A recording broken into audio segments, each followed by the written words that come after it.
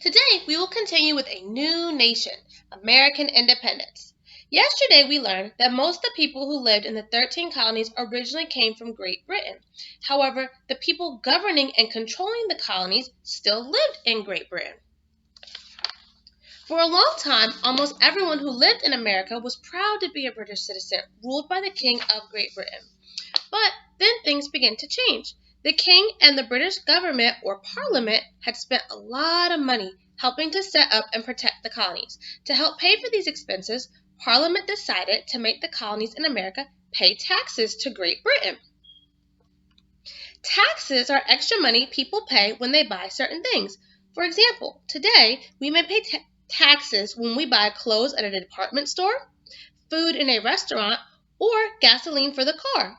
Depending on the state where you live, you might have to pay $1 or $2 more for your new shirt than what's listed on the price tag, or a few extra cents for your sandwich than the price listed on the menu.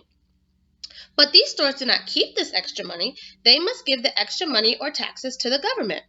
These days, we vote and elect representatives or people to represent us in government. These people have the job of speaking on behalf of a larger group. These people make decisions about how to best spend the taxes to provide public services that benefit all who live here.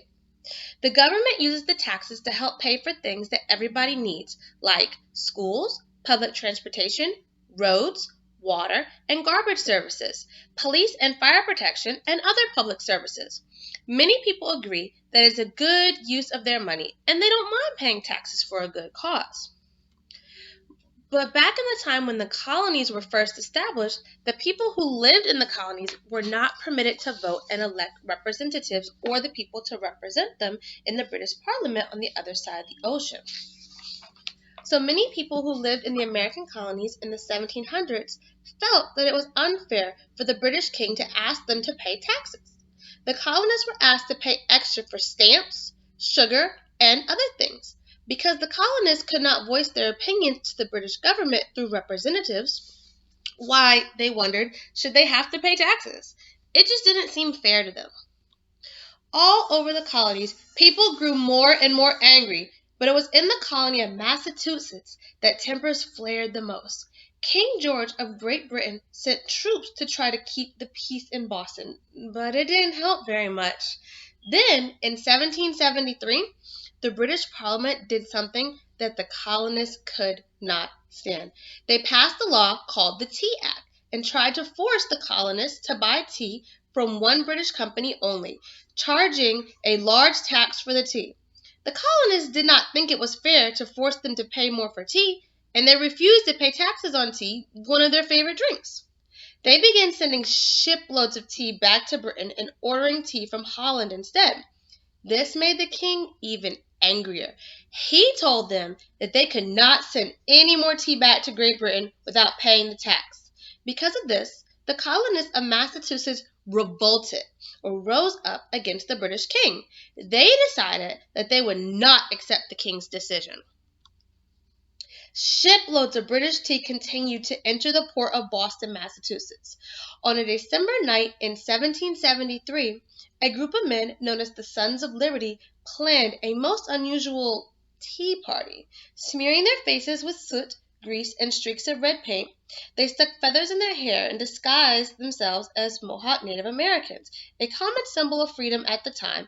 They made their way down to the harbor.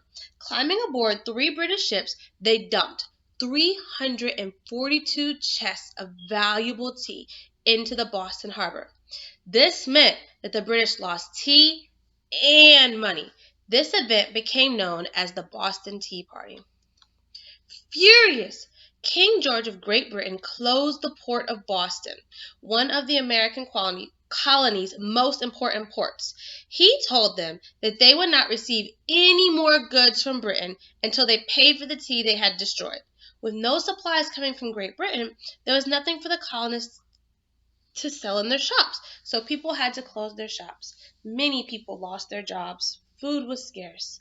Colonists from up and down the East Coast helped out, sending money and supplies to Massachusetts. What were the colonists to do? What should they say to the British king?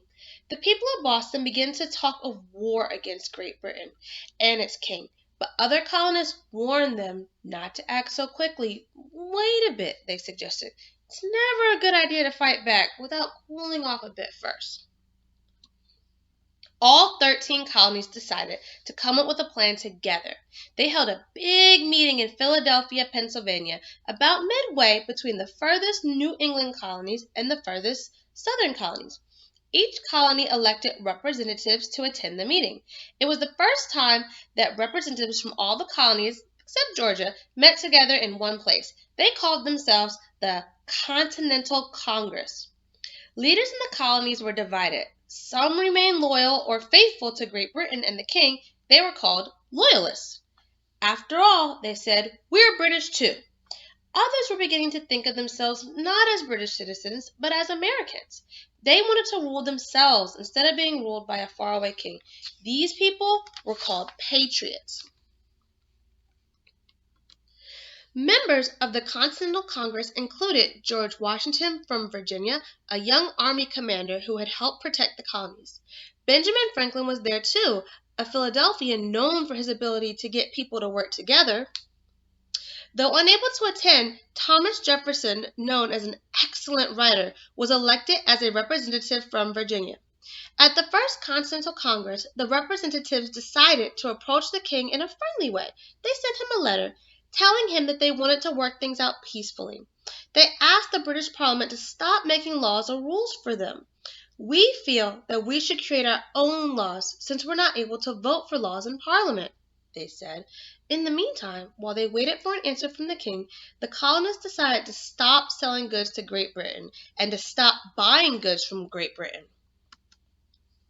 At the end of the meeting, the colonists were still split in their opinions about what to do. The Loyalists hoped that the king would grant their requests, letting them make their own laws while still remaining British. The Patriots kept things stirred up, talking of going to war and breaking away from Britain altogether. It certainly was not a calm time. But we'll have to find out what the king says on a different day.